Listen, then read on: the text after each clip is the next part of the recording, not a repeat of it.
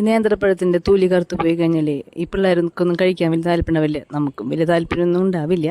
പിന്നെ അത് കളയണ്ടേന്ന് ആലോചിച്ചിട്ട് ഇങ്ങനെ ചിലപ്പോൾ എങ്ങാനും കഴിച്ച് കൂട്ടുന്നു മാത്രം.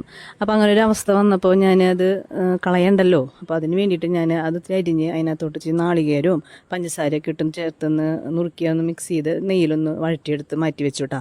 എന്നിട്ട് നമ്മുടെ ചപ്പാത്തി ഉണ്ടല്ലോ, ചപ്പാത്തി പരത്തിയിട്ട് അതിൻ്റെ ഉള്ളിൽ ഫില്ലിങ് വെച്ചിട്ട് അങ്ങോട്ടും ഇങ്ങോട്ടൊക്കെ ഒന്ന് മടിക്കൊരു ഷേപ്പാക്കി എടുത്തു. എന്നിട്ടത് എണ്ണയിൽ വറുത്ത് കോരി. സംഭവം കറുത്ത് പോയി പഴമാണെന്നൊന്നും പറയില്ല, അടിപൊളി സാധനം.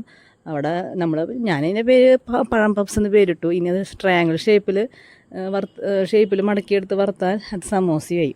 അപ്പോൾ എന്ത് പേര് വേണേലും കുഴപ്പമില്ല. അപ്പോൾ തിന്നാൻ ടേസ്റ്റ് ഉണ്ടായിരുന്നു കേട്ടോ. അപ്പോൾ അങ്ങനെയുള്ള അവസരങ്ങളിൽ ഇങ്ങനെയുള്ള പരിപാടികളൊക്കെ ചെയ്താൽ ആ കറുത്ത പഴം നമുക്ക് കളയാണ്ട് ഇങ്ങനെയൊക്കെ ഉപകാരത്തിലേക്ക് വരും.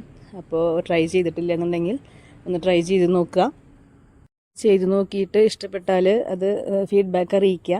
പിന്നെ ഈ ചാനൽ സബ്സ്ക്രൈബ് ചെയ്തിട്ടില്ല എന്നുണ്ടെങ്കിൽ സബ്സ്ക്രൈബ് ചെയ്യുക. അപ്പം നമുക്ക് വീണ്ടും പുതിയ പുതിയ റെസിപ്പീസും, അത് നമ്മുടെ വീട്ടിലുള്ള റെസിപ്പീസ് അല്ലെങ്കിൽ വീട്ടിലുള്ള സാധനങ്ങളൊക്കെ വെച്ചിട്ട് പെട്ടെന്ന് ഉണ്ടാക്കാൻ പറ്റുന്ന റെസിപ്പീസൊക്കെ ഞാൻ എൻ്റെ ചാനലിൽ അപ്ലോഡ് ചെയ്യുന്നതായിരിക്കും.